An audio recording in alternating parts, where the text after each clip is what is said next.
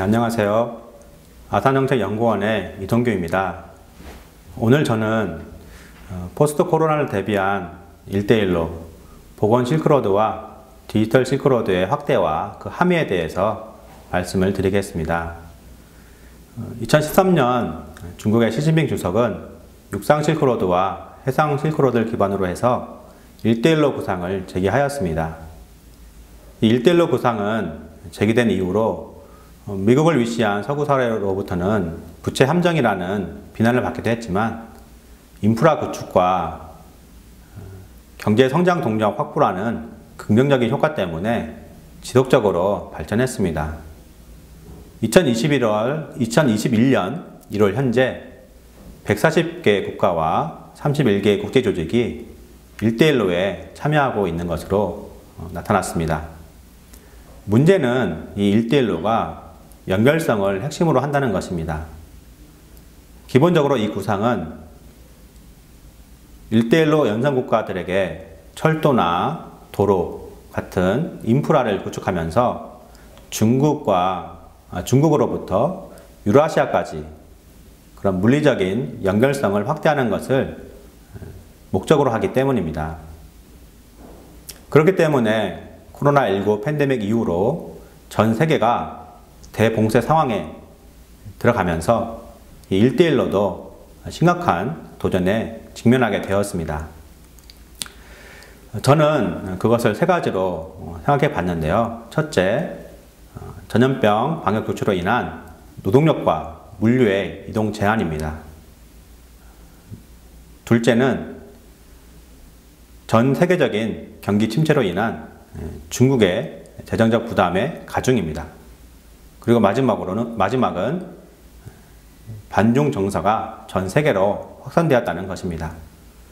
이러한 요인들 때문에 작년 상반기 중국의 1대1로는 좀 어느 정도 타격을 받고 주춤하는 그런 모습을 보였습니다. 하지만 결과적으로 볼 때 작년 한 해 동안 중국은 코로나19 팬데믹으로 인한 그런 혼돈 상황 속에서 보건 실크로드와 디지털 실크로드를 강하게 추진하면서 1대1로를 더욱 확대하는 그런 모습을 보였습니다. 그 배경에는 코로나19 팬데믹의 장기화, 그리고 글로벌 리더십의 공백, 디지털 경제의 부상, 그리고 그것에 대한 개도국들의 수요가 깔려 있습니다. 이러한 요인들은 다른 국가들보다 빠르게 국내 방역을 마무리한 중국에게 보건 실크로드와 디지털 실크로드를 확대할 수 있는 그런 기회를 제공했습니다. 중국의 보건 실크로드는 소위 마스크 외교와 백신 외교로 진행이 되었습니다. 중국은 세계 각국에게 방역에 필요한 물품이나 노하우를 제공하면서 백신 외교를 마스크 외교를 펼쳤고요. 그리고 자체적인 백신 개발 능력을 기반으로 해서 백신 외교를 펼치고 있습니다. 중국 외교부에 따르면 중국은 현재 파키스탄 등 53개국에게 백신을 지원하고 있고 22개 국가에게 백신을 수출하고 있는 상황입니다. 다음으로 디지털 실크로드에 대해서 말씀을 드리겠습니다. 중국의 디지털 실크로드는 ICT 인프라 구축, 전자상거래, 금융화폐, 사이버 교육 등등 다양한 분야를 포함하고 있습니다. 그리고 코로나19 팬데믹은 이러한 중국의 디지털 실크로드가 더욱 확대될 수 있는 그런 환경을 조성하였습니다. 우선은 코로나 방역과 첨단 기술의 결합입니다. 각 국가는 방역을 위해서 국민에 대한 모니터링을 강화해야 하는 상황입니다. 결국 효율적인 방역을 위해서 개도국들은 이 IT 기술에 대한 수요가 더욱 절실해졌고요. 중국은 개도국들에게 방역이나 방역 인프라를 구축하는 과정에서 자국의 방역과 관련된 첨단 기술도 지원하고 있습니다.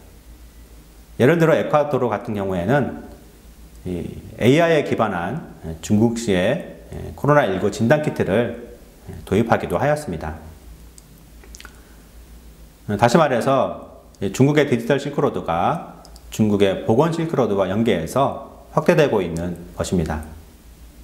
그 다음으로 디지털 경제가 부상하였습니다. 팬데믹 상황에서 사회적 거리 두기가 요구되고 있고 결국 온라인 플랫폼 등 디지털 경제가 부상하고 있습니다. 따라서 디지털 경제로의 전환이 시급한 개도국들은 상대적으로 저렴한 중국의 기술을 받아들이고 있고요.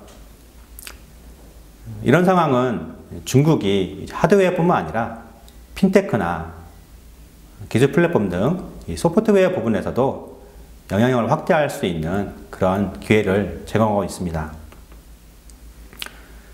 이렇게 중국은 보건 실크로드와 디지털 실크로드를 통해 가지고 어떻게 보면 코로나19 이후에 주춤했던 1대1로를 더욱 강하게 추진하는 모습을 보이고 있습니다. 1대1로의 협력 관계도 더욱 강화하고 그 범위도 확대하고 있습니다. 그렇다면 이런 중국의 1대1로 확대가 가지고 있는 함의가 무엇인가? 저는 세 가지로 생각을 해보았습니다. 첫 번째는 중국이 국제사회에서 글로벌 리더십의 지위를 확고히 하는데 유리하게 작용할 수 있습니다. 코로나19 팬데믹 이후 WHO와 같은 국제조직이 신뢰성을 상실했습니다. 미중 간의 전략적 경쟁이 심화되면서 글로벌 공공재가 제대로 보급되지 못하는 상황입니다. 이런 상황 속에서 중국은 백신이나 방역용품, 기술 플랫폼 등을 글로벌 공공재로 제공하고 있습니다. 이것은 중국이 우한에서 코로나19가 발병한 이후로 훼손됐던 국가 이미지를 회복하는 데 그치지 않고 글로벌 리더로서의 지위를 확고히 하는 데 도움을 줄 수 있을 것입니다. 둘째는 이 중국식 권위주의 체제가 확산되면서 민주주의나 인권, 자유 같은 인류의 보편적 가치가 제외될 수 있는 그런 위험성이 있습니다. 보건 실크로드와 디지털 실크로드를 통해서 중국은 중국의 방역 기술과 국가 정책을 개독을 중심으로 해서 빠르게 확산하고 있습니다. 중국은 중국 특색의 사회주의 노선을 추구하는 과정 속에서 중국식 사회 통제 시스템을 구축하고 있습니다. 예를 들어서 사이버 공간 같은 경우에는 사이버 안전법, 만리 방화법 등을 기반으로 해서 인터넷 검열 감지 시스템을 구축했고 안면 인식 기술이나 빅데이터 기술을 활용해서 사회 안정이라는 명목 하에 사회 감시 체제를 구축하고 있습니다. 방역과 디지털 경제라는 명목 하에서 이러한 중국식 사회 통제 시스템이 개독을 중심으로 확산되고 있고 이것은 결국 개독의 권위주의 체제를 유지하는 데 도움을 줄 것입니다.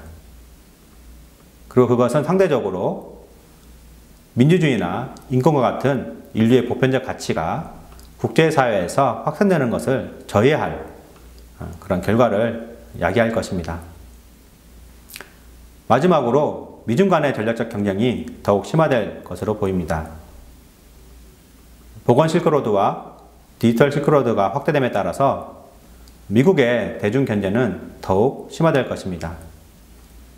특히 중국이 자국 기술을 중심으로 하는 거대한 사이버 공간을 만든다면 사이버 공간의 특성상 중국은 다른 국가의 사이버망을 통해서 국가나 개인 데이터를 더욱 쉽게 획득할 수 있습니다. 이미 중국에 대해서 사이버 안보 위협을 느끼고 있는 미국이나 다른 민주주의 국가들은 그러한 사이버 공간에 참여하기를 꺼릴 것이고, 최악의 경우 미중 간의 디커플링이 이 사이버 공간에서 형성될 수도 있을 것입니다.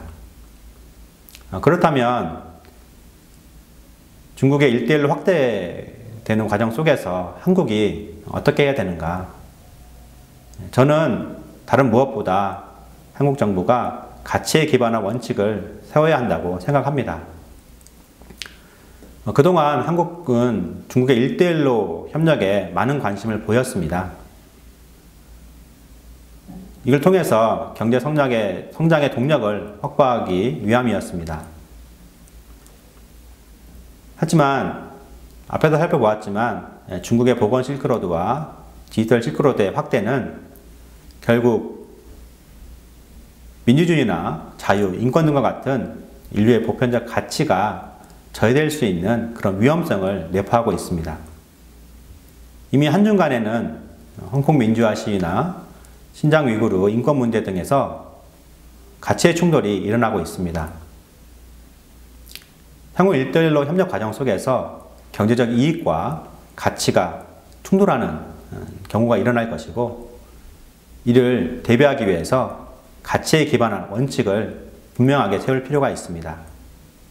이러한 원칙을 기반으로 해서 한국은 중국과 협력해야 할 수 있는 부분에서 협력을 하고, 협력하지 않아야 되는 부분에서는 단호한 모습을 보여야 한다고 생각합니다. 경청해 주셔서 감사합니다.